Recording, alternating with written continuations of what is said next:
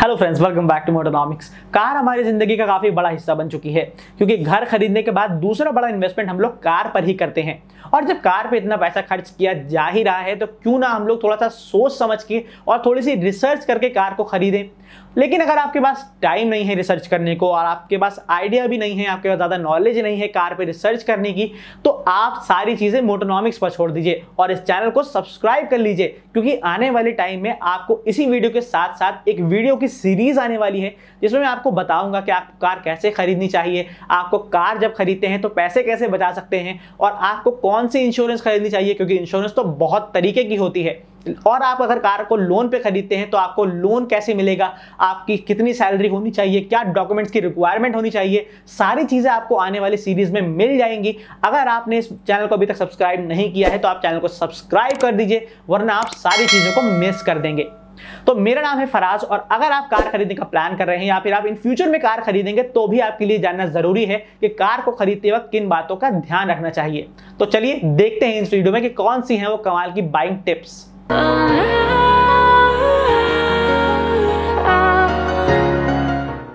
तो सबसे पहले हम लोग बात करेंगे कि ऐसी कौन सी जगह होती है जहां पर आप अपने पैसे को बचा सकते हैं, क्योंकि अपनी नेगोशिएशन स्किल्स के बेसिस पे आप खाली डीलरशिप से पैसे नहीं बचा सकते हैं क्योंकि उनका ये रोज का काम होता है। सेल्समैन रोज 1000 कस्टमर्स को देखता है और वो उनको मना कर देता है ज्यादा डिस्काउंट देने से, तो आप उनसे अपने नेगोशिएशन की बल पे आप ज्यादा डिस्काउंट नहीं पा सकते हैं। तो पहला उसूल ये होता है कि आप जब डीलरशिप पे जाते हैं तो आप डिस्काउंट मांग कर नहीं ले सकते हैं बल्कि अपनी स्किल से अपने पैसे को खुद ही बचा सकते हैं। वो आप कैसे बचाएंगे आइए देखते हैं। तो पहली एक्सपेक्टेशंस आपकी कार खरीदने से पहले ये होती है कि आपको एक न्यू कार चाहिए होती है और उस कार पर आपको डिस्काउंट भी चाहिए होता है। और डीलरशिप पे जाने के बाद जब आपको पता चल जाता है कि उस कार पे इतना डिस्काउंट मिल रहा है तो उसको खरीदने के लिए आप उतावले हो जाते हैं और सोचने लगते हैं कि मुझे वही वाली कार खरीदनी है क्योंकि उस पर डिस्काउंट मिल रहा है। लेकिन रुकिए, क्या आपने कभी सोचा है कि आपको अगर उस कार पे डिस्काउंट मिल रहा है तो क्यों मिल रहा है? अगर नहीं पता है तो पहले मैं आपको बता देता हूं। पहला रीजन ये हो सकता है कि उस कार पे जो आपको डिस्काउंट मिल रहा है उसका रीजन ये हो सकता है कि हो सकता है उस कार की मार्केट वैल्यू ज्यादा ना हो और उस कार की ज्यादा बिक्री ना हो, लोग उसको ज्यादा ना पसंद करते हो। तो उस कार को खरीदने से आपको नुकसान ये होगा कि जब आप कार को बेचेंगे तो आपको उतना रेट नहीं मिलेगा। दूसरा रीजन ये हो सकता है कि कंपनी ने कार को डिसकंटिन्यू करने का प्लान किया हो और मार्केट में ये खबर लीक हो चुकी हो कि कंपनी इस मॉडल को बंद करने वाली है, जिसकी वजह से उसको लोग खरीदेंगे नहीं। और आपकी नॉलेज ना होने की वजह से अगर आप उस कार को खरीद लेंगे तो आप बाद में पछताएंगे क्योंकि आपको जब उस कार को मेंटेन करना होगा, रिपेयर करना होगा तो आपको उसके स्पेयर पार्ट्स की जरूरत पड़ेगी और स्पेयर पार्ट्स आपको मिलेंगे नहीं क्योंकि कंपनी कुछ टाइम के बाद उन स्पेयर पार्ट्स को भी बंद कर देती है और अगर मिलते भी हैं तो काफ़ी लंबी वेटिंग के बाद मिलते हैं। तीसरा रीज़न ये हो सकता है कि इमिशन नॉर्म्स चेंज हो रहे हों। जब BS4 BS6 में कन्वर्ट हो रहा था, जब चेंज किया जा रहा था, BS6 की गाड़ी आने वाली थी तो BS4 के मॉडल पर बहुत ज़्यादा डिस्काउंट मिल रहा था अभी 2020 में अप्रैल और मार्च के महीने में, और लोगों ने काफ़ी ज़्यादा गाड़ियाँ खरीदी जिसकी वजह से उन्होंने कुछ ऐसी गाड़ियाँ भी खरीद ली जो बाद में डिसकंटिन्यू हो गई। तो इस चीज़ को आपको ध्यान में रखना पड़ेगा क्योंकि कुछ ऐसी गाड़ियाँ भी होती हैं जो बहुत पॉपुलर होती हैं और जो फ्रेशली लॉन्च कार होती हैं जिस पर लंबी लंबी वेटिंग चलती है उस पर कंपनी आपको कभी भी डिस्काउंट नहीं देती। तो इस चीज़ का आप ध्यान रखिएगा। तो अगर आपको कोई न्यू कार खरीदनी हो और अगर आप एक्सपेक्ट कर रहे हैं कि आपको उस पर डिस्काउंट मिलेगा तो ऐसा नहीं होता है। आपको न्यू कार पे कभी डिस्काउंट नहीं मिलता है और डीलरशिप बहुत शातिर होते हैं। अगर आपको वो डिस्काउंट देते भी हैं तो आपको डिस्काउंट के नाम पे एक्सेसरीज के बेनिफिट्स दे देते हैं। वो आपसे कहते हैं कि हम आपको 50 से 60 हज़ार रुपये तक का एक्सेसरीज में डिस्काउंट दे रहे हैं। तो आप उनसे यहां पर ऐसे पैसे बचा सकते हैं। तो आप उनसे ये कह सकते हैं कि आप इन 50-60 हज़ार की एक्सेसरीज को अपने पास रखिए, आप मुझे 40 ही हज़ार का कैश बेनिफिट दे दीजिए जिससे आपको 10 हज़ार का फायदा हो जाएगा और बाकी मेरा भी मुझे कैश डिस्काउंट मिल जाएगा। तो पहली चीज आपको याद रखनी है कि आपको कभी एक्सेसरीज का बेनिफिट नहीं लेना है क्योंकि वही एक्सेसरीज जो आप शोरूम से लगवा रहे हैं, वही एक्सेसरीज अगर आप 40 से 50 हज़ार रुपए की वहां लगवा रहे हैं तो वही चीज आपको आधे दाम में उसी क्वालिटी की, उससे भी अच्छी क्वालिटी की आपको मार्केट में मिल जाती है। तो इस पहली चीज का आप लोग हमेशा ध्यान रखिएगा कि जब भी आप लोग कार खरीदते हैं तो आपका पहली चीज आपके दिमाग में कार का डिस्काउंट नहीं होना चाहिए बल्कि आपको प्रोडक्ट होना चाहिए कि आपको कौन सी कार खरीदनी है, ना कि आप खाली डिस्काउंट के बेसिस पे कार को खरीदें। तो जब भी आप लोग न्यू कार खरीदते हैं तो डीलरशिप वाले खाली आपको कार नहीं बेचते बल्कि इंश्योरेंस, लोन, एक्सेसरीज और एक्सचेंज बोनस के नाम पर वो आपसे आपकी कार भी खरीद लेते हैं और वो एक स्टेज पर नहीं बल्कि हर स्टेज पे आपसे पैसे भी बना लेते हैं। तो ऐसे में आप लोग पैसे कैसे बचा सकते हैं? आइए देखते हैं कि आप कार खरीदते वक्त इंश्योरेंस से पैसे कैसे बचा सकते हैं। तो बहुत से लोगों को नहीं पता होता है कि जब आप लोग कार को खरीदते हैं तो आपको मैंडेटरी नहीं होता है कि आप लोग उसी डीलरशिप से इंश्योरेंस खरीदें। उनको ऐसा झूठ बोला जाता है कि आपको इंश्योरेंस खरीदना है यहीं से, तो ऐसा नहीं होता है। आप अपने इंश्योरेंस को बाहर से भी करवा सकते हैं। आप चाहे आप उस इंश्योरेंस को किसी एजेंट से करवाएं, किसी बैंक से करवाएं, या फिर आप किसी ऑनलाइन पोर्टल से करवाएं, आप करवा सकते हैं। कोई कंपल्शन नहीं होता है कि आपको उसी डीलरशिप से इंश्योरेंस करवाना है। क्योंकि क्या होता है कि जो इंश्योरेंस डीलरशिप पे मिल रही होती है, अक्सर ऐसा होता है कि वही इंश्योरेंस का प्राइस जस्ट डबल होता है जो मार्केट में अवेलेबल होता है। अभी हाल फिलहाल की बात है, मेरे फ्रेंड ने एक कार खरीदी है जिसकी वैल्यू है 10 से 12 लाख रुपए, और उस इंश्योरेंस पे कंपनी ने, डीलरशिप वालों ने उसे कोट किया कि आपको 40 से 45 हज़ार रुपए की इंश्योरेंस मिलेगी। और जब मैंने उसको बताया तो उसने जब ऑनलाइन सर्च किया तो वही इंश्योरेंस उसको 20 से 25 हज़ार रुपए की पड़ रही थी। तो आप लोग देख सकते हैं कि कितना डिफरेंस ये लोग डीलरशिप वाले कमाते हैं इस चीज़ पे। तो आप लोग ऐसे पैसे बचा सकते हैं। लेकिन क्या होता है कि जो इंश्योरेंस होती है, अगर आपको नॉलेज नहीं होती है तो आप लोग गलत इंश्योरेंस खरीद लेते हैं, क्योंकि इंश्योरेंस की भी बहुत सारी टाइप्स होती हैं, जैसे first party insurance, third party insurance, comprehensive insurance, zero depth insurance, RTI insurance, बहुत तरीके की इंश्योरेंस होती है जिसमें आप लोग कंफ्यूज हो जाते हैं। तो उस कंफ्यूजन को सॉल्व करने के लिए मैंने सोचा है कि मैं आपको इस वीडियो में उसके बारे में नहीं बता सकता हूं, क्योंकि ये वीडियो काफी लंबी हो जाएगी। लेकिन उसके लिए मैं आपको एक स्पेशल वीडियो बनाने वाला हूं, जो आपको कार बाइंग टिप्स की इस सीरीज के वीडियो के कंटिन्यूएशन में नेक्स्ट वीडियो आने वाली है, या उसके बाद एक वीडियो आएगी। इसमें आपको बताऊंगा कि आपको कौन सी कार की इंश्योरेंस खरीदनी चाहिए, किस टाइप की इंश्योरेंस खरीदनी चाहिए। मैं आपको सारे सवाल उस चीज में कवर कर दूंगा।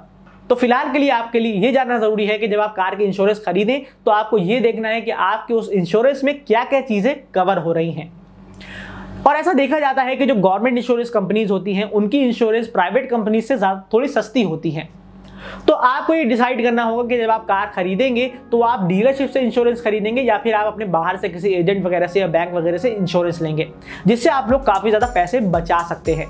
और ऐसा कोई कंपल्शन नहीं है, ये सब झूठ है कि आपको खाली डीलरशिप से ही इंश्योरेंस लेनी होती है, आप अपनी इंश्योरेंस भी करवा सकते हैं। तीसरी चीज जो आपको ध्यान में रखनी चाहिए एक कार को खरीदने से पहले, वो ये होती है कि जब भी आप लोग कार खरीदने के लिए शोरूम में विजिट करें तो पहली बार में आप सेल्समैन को इतनी ज्यादा एक्साइटमेंट मत दिखाइए, क्योंकि आपकी जो एक्साइटमेंट होती है वो अलग लेवल पे पहुंची हुई होती है। और ऐसी एक्साइटमेंट को देख के सेल्समैन समझ जाता है कि आप बहुत ज़्यादा एक्साइटेड हैं और आपकी इस एक्साइटमेंट से वो फ़ायदा उठा लेता है, आपको ज़्यादा डिस्काउंट नहीं देता है, क्योंकि आपको तो कार खरीदनी ही खरीदनी है।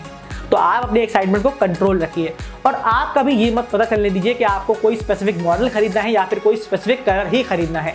मान लीजिए कि आपको अगर कोई ब्लैक कलर खरीदना है किसी कार का और वो स्टॉक में नहीं है, और अगर आप उससे कहेंगे कि मुझे तो वही वाला कलर चाहिए, ब्लैक कलर ही चाहिए, और वो आपसे फौरन कह देगा कि इस पे तो काफ़ी लंबी वेटिंग है, और वेटिंग के साथ साथ वो आपको प्राइस भी बढ़ा देगा उस मॉडल के। तो अगर आप लोग चाहते हैं कि आप लोग को कलर भी पसंद का मिल जाए और आप थोड़ा सा नेगोशिएट भी कर लें और थोड़ा सा कॉम्प्रोमाइज़ भी कर लें कलर के मामले में, तो आप लोग को डिस्काउंट कैसे मिलेगा। तो आप लोग डिस्काउंट अगर चाहते हैं तो आप लोग को ये कहना होगा सेल्समैन से कि आप मुझे ये बता दीजिए कि स्टॉक में कौन से कलर अवेलेबल है। मान लीजिए स्टॉक में सिल्वर और ग्रे कलर अवेलेबल है, तो आप लोग ये कह सकते हैं कि आप मुझे सिल्वर कलर ही दे दीजिए, तो आप बताइए मुझे आप इस कार पे आप मुझे कितना डिस्काउंट देंगे। तो उस केस में आपको डिस्काउंट मिल जाएगा as compare to that situation जब आप लोग ब्लैक कलर के लिए डिमांड करेंगे। उस केस में आपको प्राइस भी ज़्यादा होगा और आपको वेट भी करना पड़ेगा। तो आपको कार खरीदते वक्त ये चीज़ का ध्यान रखना होगा कि एक्साइटमेंट कंट्रोल रखनी है और किसी स्पेसिफिक कलर और किसी स्पेसिफिक मॉडल पर नहीं टिकना है, जिससे वो लोग समझ जाते हैं कि आप लोग बहुत ज़्यादा एक्साइटेड है। चौथा पॉइंट है कार लोन। जब डीलरशिप वाले कार को लोन पर बेचते हैं तो कंपनी उनको अच्छा खासा कमीशन देती है, और वो कमीशन उनको इंटरेस्ट पेमेंट पर, फाइलिंग चार्ज पर और इवन डाउन पेमेंट पर भी मिलता है।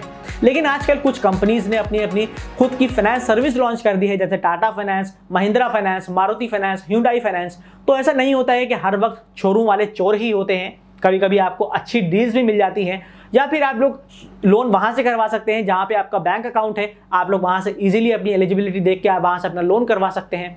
लेकिन अगर आप लोग जानना चाहते हैं कि आपको लोन में और क्या क्या चीज़ देखनी होती है, क्या क्या डॉक्यूमेंट्स रिक्वायरमेंट होती है, ये सारी चीज़ें मैं आपको इस वीडियो में नहीं बता सकता हूँ, क्योंकि वीडियो बहुत लंबी हो जाएगी। इसके लिए भी मैं आपको इसी कंडीशन में एक वीडियो लेके आऊँगा जिसमें आपको पूरा कार लोन प्रोसीजर भी समझा दूंगा। लेकिन फिलहाल के लिए आपको ये जानना है कि जब आपको कार लोन लेना चाहिए तो आपको ये देखना चाहिए कि सबसे कम से कम जहाँ पे आपको इंटरेस्ट देना पड़े, आपको वहाँ से कार लोन सैंक्शन करवाना चाहिए। अब चाहे आप अपना लोन को डीलरशिप से खरीदें या फिर आप अपने किसी बैंक से करवाएं। और अब बात करते हैं उस पॉइंट की जिस पर डीलरशिप वाले सबसे ज्यादा पैसा कमाते हैं, और वो होती है कार की एक्सेसरीज। जब भी आप लोग कार खरीदेंगे तो आपको सेल्समैन कुछ एक्सेसरीज की लिस्ट सुना देंगे, जैसे mud flaps, floor mats, Teflon coating वगैरह वगैरह। तो आप उसको सुनते रहिए, क्योंकि वो आपको ये जरूर कहेंगे कि वो आपको 50-60 हज़ार का बेनिफिट्स दे रहे हैं। तो जैसा कि मैंने आपको बताया कि आप उन बेनिफिट्स को छोड़कर आप उनसे कैश डिस्काउंट मांगिए और बाद में बाहर से एक्सेसरीज लगवा लीजिए अपने हिसाब से, क्योंकि कुछ टाइम बाद आपको खुद ही जरूरत समझ में आती है कि आपको किस एक्सेसरीज की जरूरत है और किसकी नहीं।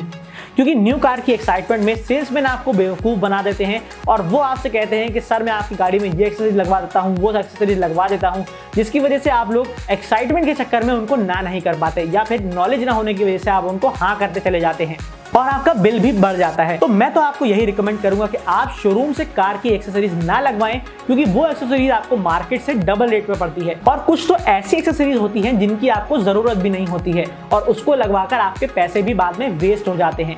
तो अब मैं आपको बता देता हूं कि सेल्समैन आपसे कहां पर झूठ बोलते हैं और आप लोग समझ नहीं पाते। पहला झूठ ये होता है कि वो आपसे कहता है कि सर 1 तारीख से कार के रेट बढ़ने वाले हैं।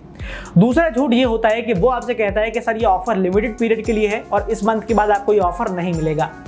तीसरा झूठ ये होता है कि आपको डिस्काउंट के नाम पर आपसे कहता है कि आपको टेफ्लॉन कोटिंग करवा दूं आपकी कार की, तो आप उस पर हाँ मत कहिएगा, क्योंकि टेफ्लॉन कोटिंग की जरूरत नई कार को नहीं होती है और टेफ्लॉन कोटिंग की कॉस्ट के नाम पर वो आपसे पहले ही पैसे वसूल कर चुके होते हैं। चौथा झूठ ये होता है कि आप कभी डिसकंटिन्यू कार को मत खरीदिए, नुकसान मैं आपको पहले भी बता चुका हूँ। पांचवा झूठ ये होता है कि कभी भी पहली विजिट में आप कार को बुक ना करवाएं, ये सबसे बड़ी गलती होगी आपकी। मैंने आपको बताया कि आप पहली विजिट में अपनी कार को अच्छे से देखें और काफ़ी सारे डीलरशिप पे जाकर आप रेट्स को पता कर लें या फिर कॉल करके रेट्स ले लें, जिससे आपको आइडिया हो जाए कि कहाँ पर आपको अच्छा कोटेशन मिल रहा है और वहीं पर आप अपनी कार को जाकर बुक करवा दें। और एंड में मैं आपसे यही कहूँगा, जब भी आप लोग कार खरीदने का प्लान करें तो आप मंथ के एंड में कार खरीदने का सोचें, क्योंकि डीलरशिप के खुद टारगेट्स होते हैं और सेल्समैन के भी टारगेट होते हैं जिसको वो लोग पूरा करना चाहते हैं। और अगर वो टारगेट्स पूरे नहीं होते हैं तो मंथ के एंड में वो आपको अच्छे खासे हैवी डिस्काउंट्स भी दे सकते हैं। तो उम्मीद करता हूं आप इन बातों का जरूर ध्यान रखेंगे अपनी न्यू कार खरीदने से पहले।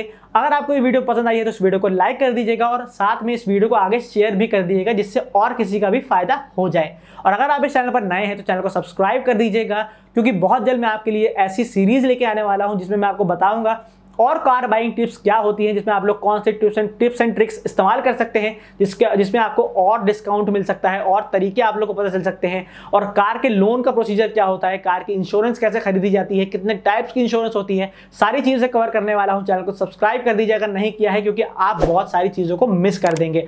और लेटेस्ट न्यूज़ रिव्यूज कंपैरिजन को पढ़ने के लिए आप motonomics.in पर ही जाइएगा। मिलता हूँ आपसे अगली वीडियो में, तब तक के लिए ड्राइव सेफ, राइड हार्ड।